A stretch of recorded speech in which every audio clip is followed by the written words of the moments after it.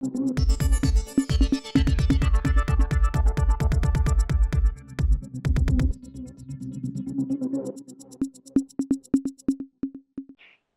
இது news focus Tamil. இன்றைய சிறப்பு விருந்தினராக நம்முடன் அரசியல் பேச இணைந்திருக்கிறார் ஃப்ரண்ட்லைன் பத்திரிகையின் இணை ஆசிரியர் டாக்டர் ஆர்.கே. ராதாகிருஷ்ணன் அவர்கள். சார் வணக்கம். வணக்கம். சார், இந்திய அளவில் ரொம்ப முக்கியத்துவம் வாய்ந்த ஒரு அரசியல் பரபரப்பு அப்படிங்கிறது லோக்சபானுடைய ஸ்பீக்கர் யார் அப்படிங்கிற விஷயம் தான் ஒரு பெரிய பரபரப்பு போயிட்டு இருக்கு, டாக்கா இருக்கு அப்படிங்கறத கவனிக்கிறோம். அதுல இந்திய கூட்டணி வைக்கக்கூடிய டிமாண்ட் அப்படிங்கிறது துணை சபாநாயகரை எங்களுக்கு கொடுத்தீங்கன்னா நீங்க நியமனம் செய்யக்கூடிய உங்களுடைய சபாநாயகரை நாங்க ஆதரிக்கிறோம் அப்படின்ற ஒரு ஸ்டாண்டுக்கு வந்திருக்காங்க. பட் அதுக்கான வாய்ப்பு இல்லை. பாஜக திரும்பவும் அந்த ஓம் பிர்லாவே சபாநாயகரை நியமிக்கிறதுக்கான ஒரு மூவ் எடுக்கிறாங்க. அதே போல துணை சபாநாயகரை இந்திய கூட்டணிக்கு விட்டு தர மாட்டாங்க அப்படிங்கிற மாதிரி விஷயங்கள் போயிட்டு இருக்கு. நீங்க என்ன சார் நடக்குது, என்ன பாக்குறீங்க, இந்த சப்ஜெக்ட்ஸ் எப்படி நகரன்னு பாக்குறீங்க? இதுல போன முறை கூட ஒரு டெப்டி ஸ்பீக்கர் கிடையாது சபையில, லோக்சபால கிடையாது. 5 வருட காலம் அப்படியே ஓட்டாங்க. அப்ப மரபுக்கோ இல்லை என்றால் ரூலுக்கோ எல்லாம் ஒரு இடமும் கிடையாது நரேந்திர மோடியினுடைய இந்த பாராளுமன்றத்துல. அவரே வரமாட்டாரு. அப்படி இருந்தால் கூட யாரையும் எதிர்கட்சிகள் தங்களுடைய அந்த பேச்சுக்களை அங்க பதிய வைக்க கூடாது என்ற அந்த அடிப்படையில் செய்கின்ற பல விஷயங்கள். அதுல ஓம் பிர்லா போன முறை சூப்பரா செஞ்சாரு. 5 வருடம் எதிர்கட்சிகளுக்கு தண்ணி காட்டி விட்டு அதன் பிறகு யாரெல்லாம் டிஸ்கஸ் பண்ணமோ அதை டிஸ்கஸ், மோகா மைத்ரானுடைய டிஸ்கஸ்ல எல்லாம் அது நீதிக்கு இணக்கமில்லாத ஒரு விஷயமாக தான் இருக்கிறது. மோகா மைத்ரோட அந்த கேஸ் இன்னும் கோர்ட்ல போய்கொண்டே இருக்கிறது என்பது இதோட பெரிய ஒரு அவலம் கிடையாதுங்க. கோர்ட் 2024 பதவி காலம் முடிகிறது. அதுக்கு முன்னால அவங்க டிசைட் பண்ண வேண்டாமா இது கரெக்டா இல்லையா, ரைட்டா தவறான்னு சொல்றதுக்கு இவ்வளவு பெரிய ஒரு பிரச்சனை எனக்கு புரிய மாட்டேங்குது. அதை இன்னும் அவர்கள் டிசைட் பண்ணவில்லை. இதே மாதிரி தான் 2016 இருந்து அப்பாவுடைய கேஸ் கூட, அப்பாவை ராதாபுரத்துல தோத்ததாக அறிவிக்கிறார்கள். அதன் பிறகு அது ஒரு ரீகவுண்ட் மெட்ராஸ் ஹைகோர்ட் ஆர்டர் பண்ணது. அந்த ரீகவுண்ட்ல நமக்கு எல்லாருக்கும் தெரிகிற விஷயம் அப்பாவை ஜெயிச்சிட்டாருன்ற விஷயம் தான் அவரும் சொல்லியிருக்கிறார் நண்பர்களிடம். அதே மாதிரி கோர்ட்ல இருக்கின்ற நபர்கள் பலரும் ஷேர் பண்ணியிருக்காங்க. அந்த முடிவை இன்னும் அது வெளியிடவே இல்லை. ஏனென்றால் சுப்ரீம் கோர்ட் அதுக்கு தடை பிறப்பிக்கிறது. அதன் பிறகு 2018 நினைக்கிறேன் அது பிறப்பித்த தடை இன்னைக்கு தொடர்ந்து கொண்டு இருக்கிறது. அந்த அசம்பிளி முடிஞ்சு அடுத்த அசம்பிளி முடிய ஒரு தருவாயில் இப்போ 3 வருஷம் முடிஞ்சிருச்சு. அந்த ஒரு தருவாயில் நம்ம இருந்து கொண்டிருக்கிறோம்.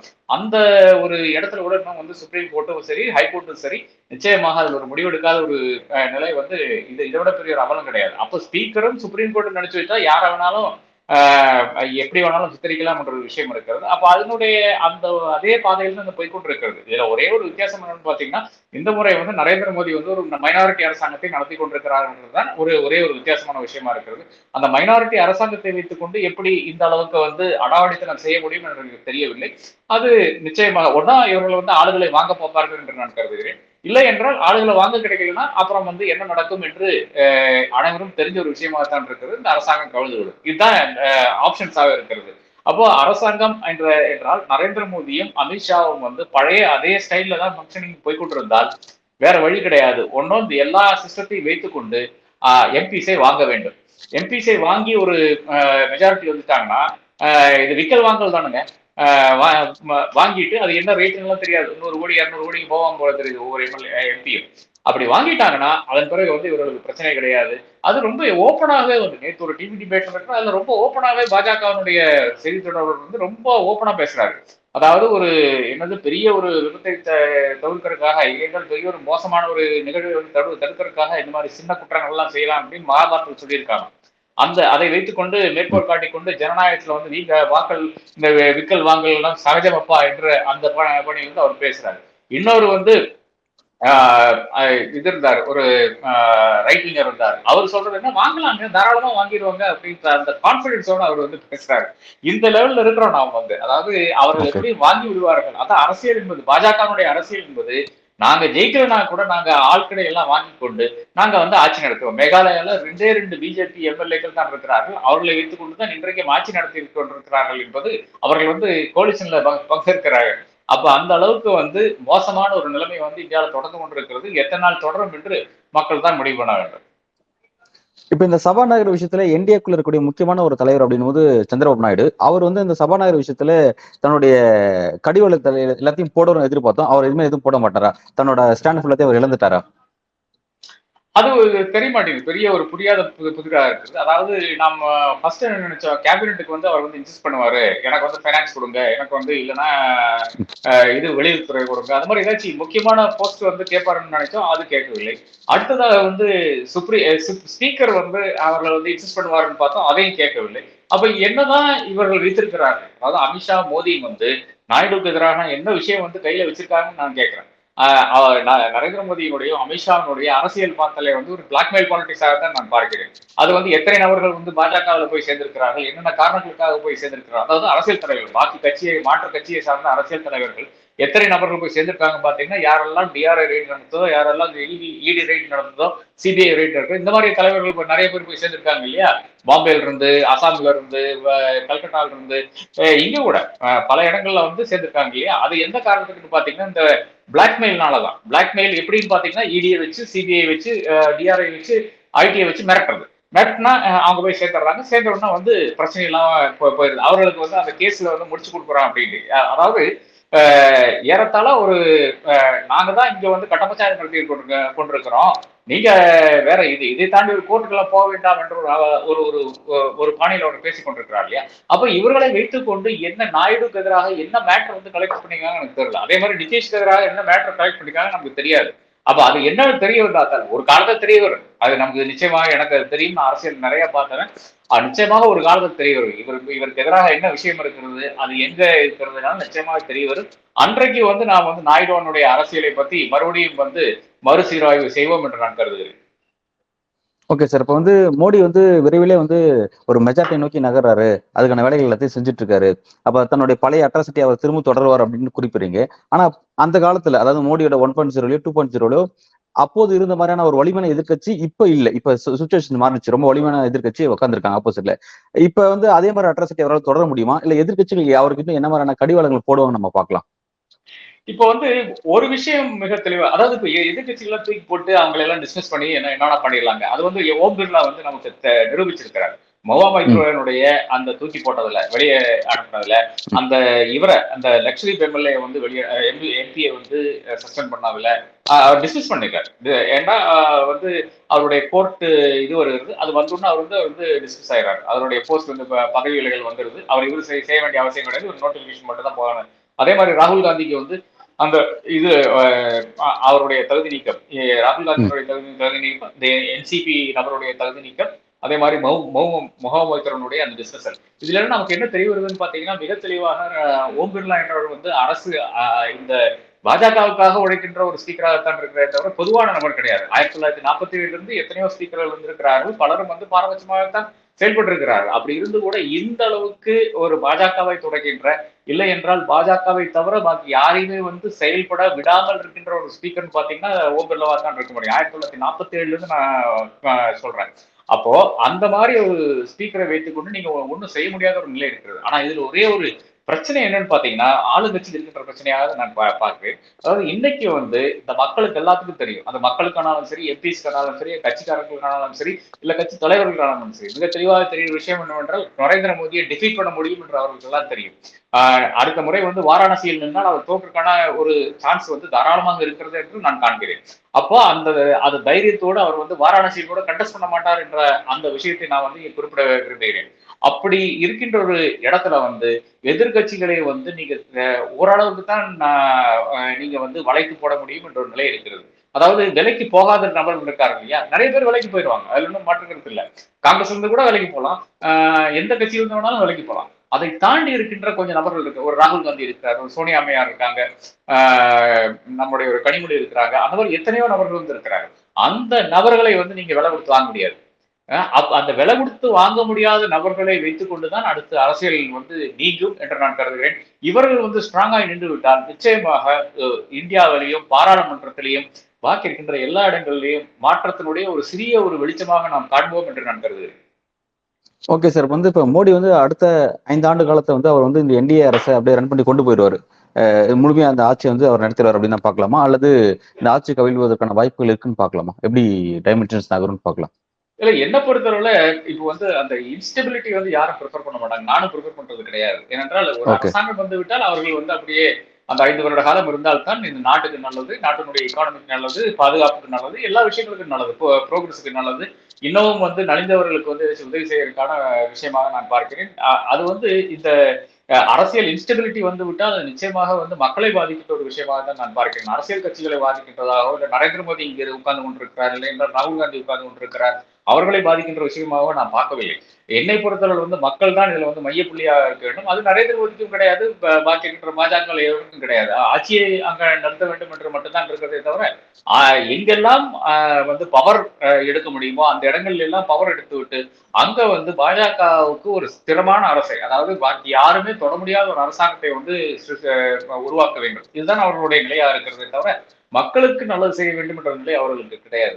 அப்படி இருந்து கூட என்னை பொறுத்தவரை விஷயம் என்னவென்றால், ஒரு ஒரு ஸ்டெப் ஒரு ஒரு ஒரு எல்லையை மீறி வந்து பாஜக அரசாங்கம் செயல்பட்டால் நரேந்திர மோடியினுடைய அமித்ஷாவினுடைய அடாவடித்தனம் வந்து எப்படி 2009 இருந்து 19 இருந்து 2024 வரையான அந்த அடாவடித்தனம் இருந்தது அந்த அளவுக்கு இருந்தால் நிச்சயமாக அதுக்கு ஒரு எதிர்வினை, பெரிய எதிர்வினை வரும் என்று நான் கருதுகிறேன். இதற்கு ஃபர்ஸ்ட் ஒரு சான்றாக என்ன வரப்போகுதுன்னு பாத்தீங்கன்னா, இந்த பாரதிய நியாய சங்கீதா ஒன்று என்ற ஒரு லூசுத்தனமான ஒரு விஷயம் வந்து இப்போ ஜூலை 1ஆம் தேதியிலிருந்து இம்ப்ளிமெண்ட் ஆக போகுது. அதுல பாருங்க, அதுல எந்த அளவுக்கு வந்து கன்ஃபியூஷன் வருதுன்னு பாருங்க. அப்போ இங்க விலைபோகாத அரசியல் தலைவர்கள் எவ்வளவோ இருக்கிறார்கள். அந்த விலைபோகாத அரசியல் தலைவர்களுடைய அந்த ஒரு பேசிஸ்ல தான் அரசாங்கமும் இல்ல நம்மளுடைய இந்தியாவுடைய அரசியலே முன்னுக்கு போகும் என்று நான் கருதுகிறேன். புரோகிரஸ் என்பது அங்கிருந்து தான் நடக்கும்.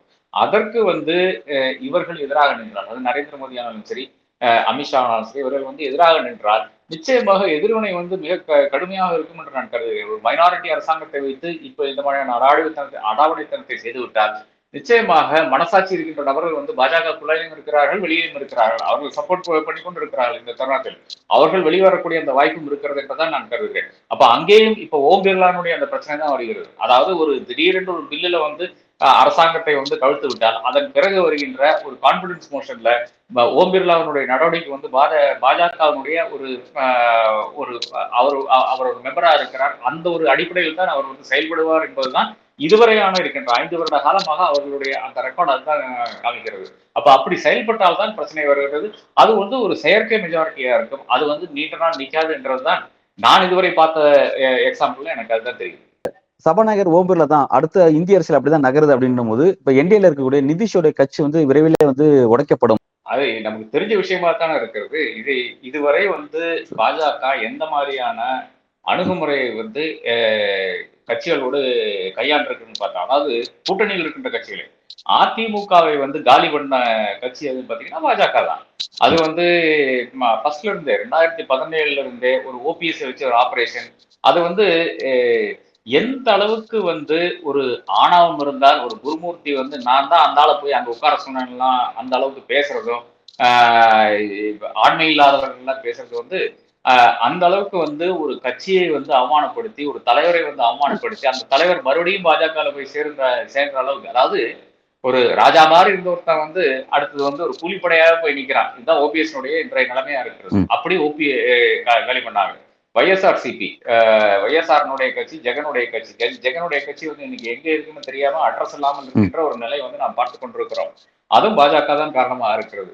அதே மாதிரி பிஜேடி, பிஜு ஜனதா தள், எல்லாத்துக்கும் வந்து இவரு நவீன் பட்நாயக் வந்து இந்த அரசாங்கத்தை சப்போர்ட் பண்ணி கொண்டே இருந்தது. ஒரு முக்கியமான ஒரு பில்ல கூட அவர்கள் வந்து எதிர்ப்பு தெரிவிக்கவில்லை. இந்த அளவுக்கு அடாவடித்தனமாக நடக்கின்ற பல பில்ஸ் வந்து பாஸ் பண்ற வேலையில் வந்து பிஜு ஜனதாதளனுடைய சப்போர்ட்டோட தான் பாஸ் பண்ணியிருக்காங்க. அந்த கட்சியினுடைய நிலைமை என்ன? இன்னைக்கு வந்து அவர்கள் எழுந்திருக்க முடியாத ஒரு நிலையில் இருக்கிறார்கள். சிவசேனாவுடைய நிலை என்ன?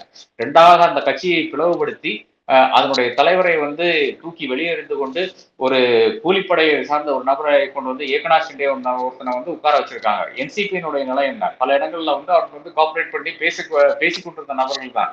அவர்களுடைய நிலை என்ன? இன்னைக்கு அந்த கட்சியை பிளவுபடுத்தி அடுத்ததாக வந்து சூறையாடப்பட்ட கட்சியை தான் பார்க்க வேண்டியதா இருக்கிறது. எஸ்ஏடியினுடைய நிலை, சிரோமணி அகாலிதளுடைய நிலை, இந்த மாதிரி ஒவ்வொரு கட்சியை எடுத்தாலும் வந்து பாஜக கூட நீங்க கூட்டணி வச்சால் உங்களுக்கு அவ்வளவுதான் அரோகரா என்ற அந்த விஷயத்தை தான் நாம் பார்த்து கொண்டிருக்கிறோம். அந்த ஒரு அடிப்படையில் தான் இப்போது வந்து செயல்பட்டு கொண்டிருக்கிறது பாஜக. இது நரேந்திர மோடியினுடைய பாஜகவுடைய தனித்துவமாக பார்க்க வேண்டியதா இருக்கிறது. அப்படி இருக்கின்ற ஒரு கட்சி கூட போய் கூட்டணி வைத்துக் கொண்டு இன்னமும் வந்து இருக்கின்ற ஒரு நபரை வந்து நாம் என்னதான் விழிக்க வேண்டும் எனக்கு தெரியல. அவர் வந்து தன்னுடைய கட்சியை காலி பண்ண வேண்டும் என்ற ஒரு கருத்தின் அடிப்படையில் தான் அப்படி வச்சிருக்காருன்னா கூட நமக்கு தெரியாது. அந்த அளவுக்கு வந்து மோசமான ஒரு நிலைமையில் வந்து இன்னைக்கு அவருடைய கட்சி இருக்கிறதாகத்தான் நான் பார்க்கிறேன். அப்ப அதற்காக இன்னமும் எதற்காக இந்த அளவுக்கு வந்து பாஜக ஒத்தாசை செய்யறாரு எனக்கு புரிய மாட்டேங்குது. இவரை பத்தியும் ஏதாச்சும் ஒரு I have file on you என்று முன்னாடி எம்.கே. நாராயணன் கூறுவார். ஐபியினுடைய டைரக்டரா இருந்து எம்.கே. நாராயணன் கூறுவார். இவரை பத்தி என்ன ஃபைல் வச்சிருக்காங்கன்னு தெரியலையா, பிளாக்மெயில் அரசாங்கம் தானே, தாராளமாக இதை என்ன வச்சிருக்காங்கன்னு தெரியல. நான் வந்து ஏதோ ஒரு நாள் அதுவும் வெளிவரும். நாயுடுக்கு எதிராக நிதிஷ்க்கு எதிராக என்ன விஷயங்கள் வச்சிருக்காரு ஒரு நாள் வெளிவரும். ஆனா சார் இன்னும் சில விஷயத்த இப்படி முன்வைக்கிறாங்க. நான் நிதிஷ், அதாவது நிதிஷ் கூட வேற மாதிரி, பட் சந்திரபாபு நாயுடு வந்து அரசியல் அவர் குறைச்சி இடப்பட முடியாது. அவரோட கடந்த கால ட்ராக் ரெக்கார்ட்லாம் ரொம்ப மோசமானது. அவர் வந்து மோடிக்கு எந்த இடத்துல வேணாலும் ஒரு விபூதி அடிப்பாரு அப்படிங்கிற மாதிரி விஷயங்கள் சொல்றாங்க. அது ஒரு யதார்த்தமான பேச்சா அல்லது மிகைப்படுத்தப்பட்ட பேச்சா? அதுக்கான வாய்ப்பு இருக்கான்னு நீங்க பாக்குறீங்களா?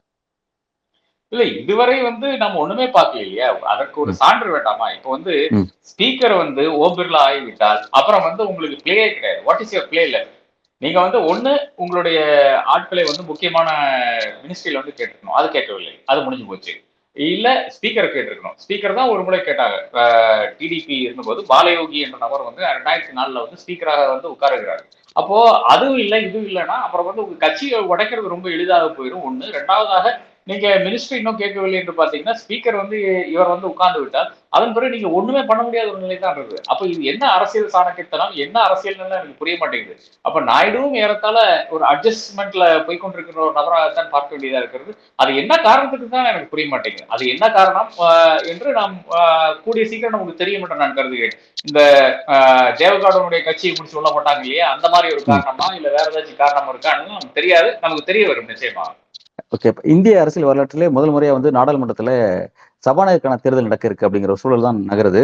எதிர்க்கட்சியில் சில வாய்ப்புகள் முன் வச்சாங்க. அதை பாஜக ஏற்கிற மாதிரி இல்லை. அப்ப டுவர்ட்ஸ் வந்து மரபு மீறக்கூடிய ஒரு முதல் ஒரு சம்பவம் வந்து நாடாளுமன்றத்தில் நடக்க இருக்கு. இந்த நிகழ்வு எப்படி பார்க்கலாம்? இது அடுத்த கட்ட நகர்வு எப்படி சார் போகும்? இல்ல, இது வந்து இதுக்கு முன்னாலே வந்து புரோட்டம் ஸ்பீக்கர்னுடைய அந்த போஸ்ட்ல இருந்தே பிரச்சனைகள் ஆரம்பித்து விட்டது. அப்போ அங்கிருந்து ஆரம்பிக்கும், அதாவது நரேந்திர மோடி வந்து ஒரு காங்கிரஸ்காரர் அங்க இருக்கும்போது நான் வந்து பதவியாக கேட்க மாட்டேன். ஈகோ தான், வேற ஒன்றும் கிடையாது. அந்த ஈகோவினுடைய அடிப்படையில் தான் இன்னைக்கு வந்து கொடிக்குந்தல் சுரேஷுக்கு அந்த இடம் கொடுக்கவில்லை. 8வது முறையாக எம்பியா இருக்கிறார், அவருக்கு அது கொடுக்கவில்லை. இல்ல தலிதார்களின் காரணமா எனக்கு தெரியவில்லை. அதுக்கு மாறாக 7 முறை ஜெயிச்ச ஒருத்தருக்கு வந்து கொடுத்திருக்காங்க. அப்ப இது வந்து மரபு கிடையாது. சீனியர் மோஸ்ட் மெம்பர் தான் அங்க வந்து உட்காரம் என்றுதான் மரபு. அந்த மரபை வந்து கடைபிடிக்கவில்லை. அதற்கு கேட்டா 77 எப்படி நடந்தது, 57 எப்படி நடந்ததுனால பல காரணங்கள் வந்து பாஜக சொல்றாங்க. இதெல்லாம் மடத்தனமான காரணங்களாகத்தான் பார்க்க வேண்டியதா இருக்கிறது. ஆமாங்க, காங்கிரஸ்காரங்க வந்து ஏதோ தவறு செய்து விட்டால் அதே தவிர நீங்கள் ரிப்பீட் பண்ணுமா என்ற அந்த கேள்வி நிச்சயமா இருக்கிறது. அது ஒரு பக்கம். அடுத்ததாக இந்த ஒரு விஷயம் என்பது, அதாவது ஸ்பீக்கர்னுடைய அந்த தேர்தல் என்பது நிச்சயமாக கண்டஸ்டடாக தான் இருக்கும். அந்த கண்டஸ்டட் தேர்தல் மூலியமாக ஒருத்தர் வந்து ஸ்பீக்கராக, அதாவது அனைவருக்கும் நடுநிலையாக செயல்படக்கூடிய ஒரு இடத்துக்கு வந்து ஒரு தேர்தல் நடக்கிறது. அந்த தேர்தலில் வந்து ஒருத்தர் ஜெயித்து வரும்போது நிச்சயமாக அவர் ஒரு காரணத்தை கொண்டும் எதிர்கட்சியினுடைய அந்த சைடே பார்க்க மாட்டார் என்று நான் கருதுகிறேன். இது வந்து மிக இன்ட்ரெஸ்டிங்கான ஒரு பாராளுமன்றமாக இருக்கு. என்றால் ஓம் பிர்லாவுக்கு தெரிஞ்ச விஷயமே வந்து எதிர்கட்சிகளை பார்க்காம ஆளுங்கட்சி பக்கமே பார்த்து பேசிக் கொண்டிருக்கிற ஒரு நபராக இருக்கிறார். இவர்கள் எல்லாம் சேர்ந்து வெளியே தான் பாராளுமன்றம் நடத்த வேண்டும் என்று நான் கருதுகிறேன். எதிர்கட்சிகள் உள்ள ஒன்றும் பேசுறதுக்கான அந்த வாய்ப்பு இருக்கும் என்று நான் கருதவே இல்லை. ஓகே. ரொம்ப ஒரு சீரியஸான விஷயத்தை டச் பண்ணிருக்கீங்க சார். எவ்வளவு மெஜாரிட்டி வலிமையான எதிர்கட்சி இருந்தும் எதிர்கட்சிக்கு நாங்கள் ஜனநாயக ஸ்பேஸ் வந்து உள்ள இருக்காதுன்னு சொல்லி குறிப்பிட்டிருக்கீங்க. ஆனா பிரதமர் மோடி இந்த நாளை குறிப்பிட்டு ஜனநாயகம், இந்தியாவுடைய ஜனநாயகம் சவக்குழிக்கு போன இந்த நாள் அப்படின்னு சொல்லிட்டு இன்றைய நாளை குறிப்பிட்டு இந்திரா காந்தியினுடைய அந்த எமர்ஜென்சி விஷயத்தை நினைவு கூர்ந்து அவர் தன்னோட கருத்தை வழங்குறாரு. இது வந்து என்ன மாதிரியான பாலிடிக்ஸ்? பாஜகவுக்கு மோடிக்கு என்ன மாதிரியான பாலிடிக்ஸ் இது? இந்த பாலிடிக்ஸ் அவர் கை கொடுக்குமா? இல்ல, மோடி பேசக்கூடாதுங்க. மோடி வந்து ஒரு பாராளுமன்றத்தை ஏறத்தாழ முடக்கி விட்டு 10 வருட காலமாக முடக்கி விட்டு செய்து கொண்டிருக்கிறார். நிச்சயமாக மோடி பேசக்கூடாத பேச்சாகத்தான் நான் அதை பார்க்கிறேன். நன்றி.